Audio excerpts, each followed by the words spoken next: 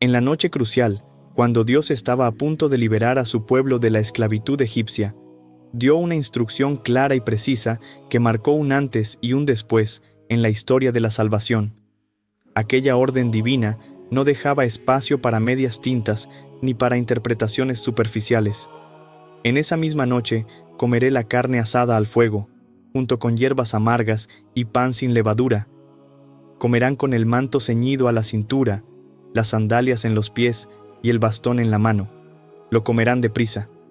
La salvación dependía no solamente de que el cordero fuera sacrificado, sino de que su sangre marcara las puertas y, más importante aún, de que la familia entera participara del banquete, comiendo efectivamente la carne del cordero inmolado. Este episodio fundamental de la historia bíblica no era simplemente un ritual vacío o una metáfora distante. El mensaje divino era claro y contundente. Para ser salvados, no bastaba con que el cordero muriera. Era absolutamente necesario participar de su sacrificio comiendo de su carne. La sangre en los dinteles de las puertas marcaba las casas que serían pasadas por alto por el ángel de la muerte. Pero quienes habitaban dentro de esas casas debían comer del cordero para formar parte del pacto de salvación. Quien se negara a comer, aún viviendo en una casa marcada con sangre, no participaba realmente de la liberación prometida. Cuando estudiamos detenidamente el significado teológico de la Pascua judía, descubrimos que este evento anticipaba con extraordinaria precisión el sacrificio definitivo de Jesucristo.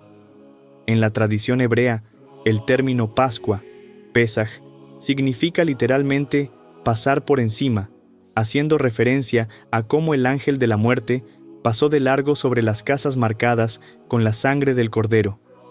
Este pasar por alto representaba la misericordia divina operando a través de un sacrificio de sangre, un principio que encontraría su máxima expresión en la cruz del Calvario.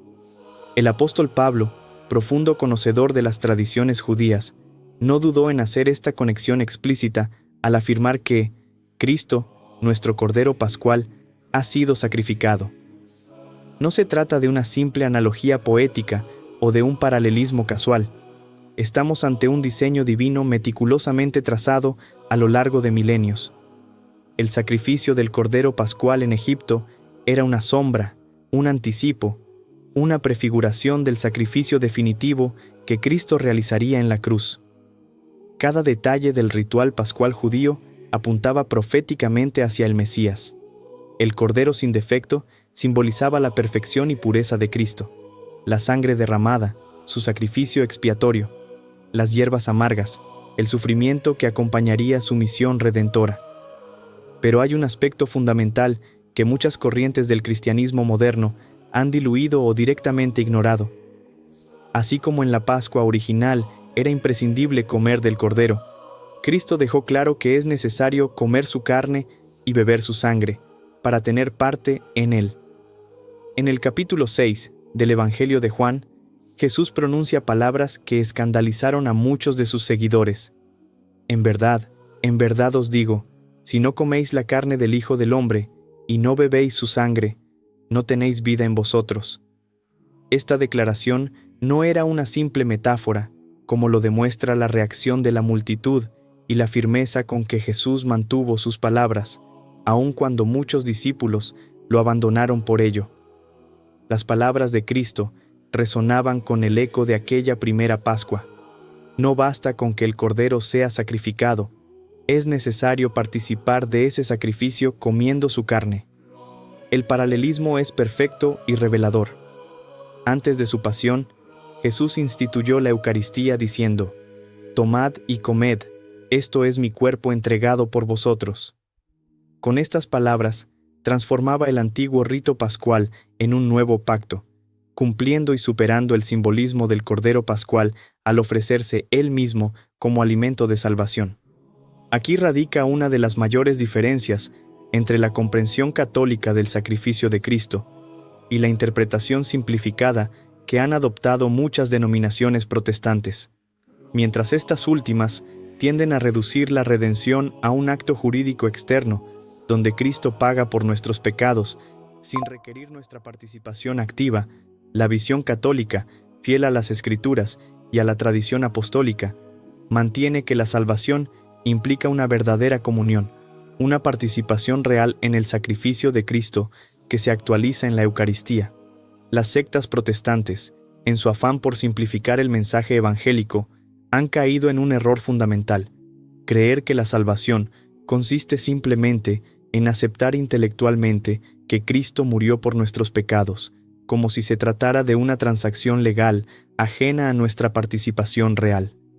Jesús ya pagó por todos tus pecados, pasados, presentes y futuros, afirman algunos predicadores, sugiriendo que nuestra única responsabilidad es aceptar este hecho y pedir perdón ocasionalmente.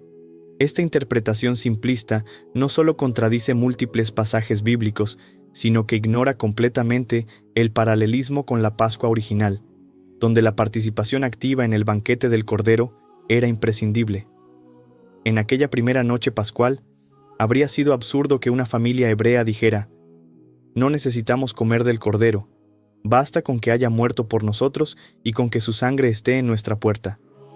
Tal postura hubiera significado rechazar la participación en el pacto de salvación que Dios ofrecía.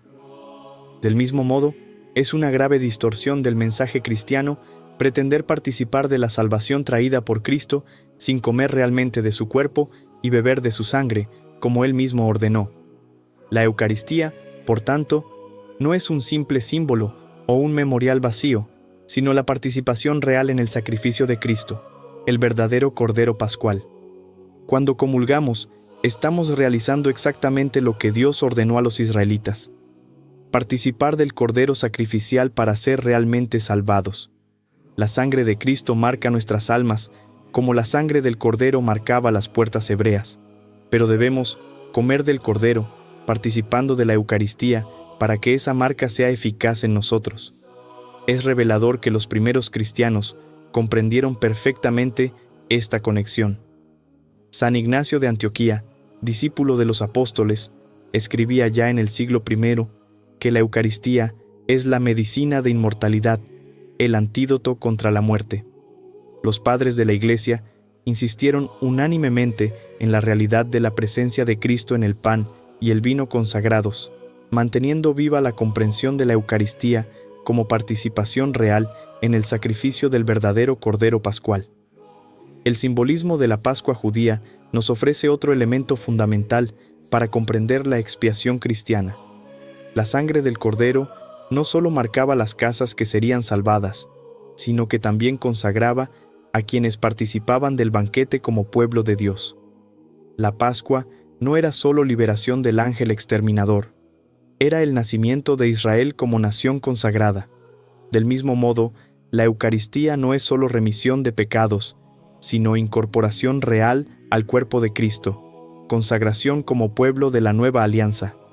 Esta comprensión integral del sacrificio pascual refuta contundentemente el simplismo protestante, que reduce la salvación a un mero creer, desconectado de la participación sacramental.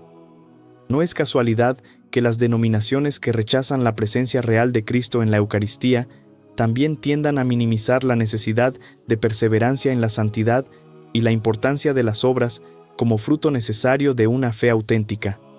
Al desconectar la salvación de la participación real en el sacrificio de Cristo, han creado una versión ligera del cristianismo que poco tiene que ver con el mensaje original del Evangelio. El desafío que nos presenta la tipología pascual es retornar a una comprensión profunda y completa del sacrificio de Cristo. No basta con creer intelectualmente que Jesús murió por nuestros pecados. Debemos participar activamente de ese sacrificio, incorporándonos realmente a Él a través de los sacramentos, especialmente la Eucaristía. Como los israelitas en Egipto, estamos llamados no solo a marcar nuestras vidas con la sangre del Cordero, sino a alimentarnos de Él para tener la fuerza de emprender el camino hacia la libertad. La sangre del Cordero en los dinteles de las puertas israelitas no era un talismán mágico que actuaba independientemente de la fe y la obediencia de quienes habitaban la casa. Era el signo visible de un pacto que exigía participación activa. Del mismo modo, El sacrificio de Cristo no opera automáticamente en nosotros, sin nuestra cooperación consciente y constante.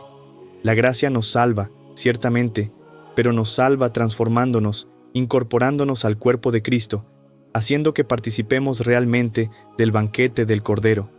La indiferencia de muchas sectas protestantes hacia esta dimensión participativa de la salvación ha producido un cristianismo desvitalizado, donde la justificación se concibe como una mera declaración legal externa, sin transformación interior real. Este enfoque contrasta agudamente con la rica tipología pascual, donde la salvación implicaba no solo estar bajo la protección de la sangre, sino alimentarse del Cordero para emprender el éxodo hacia la libertad. En última instancia, el paralelismo entre la Pascua judía y el sacrificio de Cristo nos recuerda que la salvación no es un evento puntual y externo, sino un proceso de incorporación real al misterio pascual. No somos espectadores pasivos del drama de la redención. Estamos llamados a participar activamente en él, comiendo del Cordero de Dios para tener vida en nosotros. La liturgia católica, con su énfasis en la presencia real de Cristo en la Eucaristía, mantiene viva esta comprensión pascual de la salvación.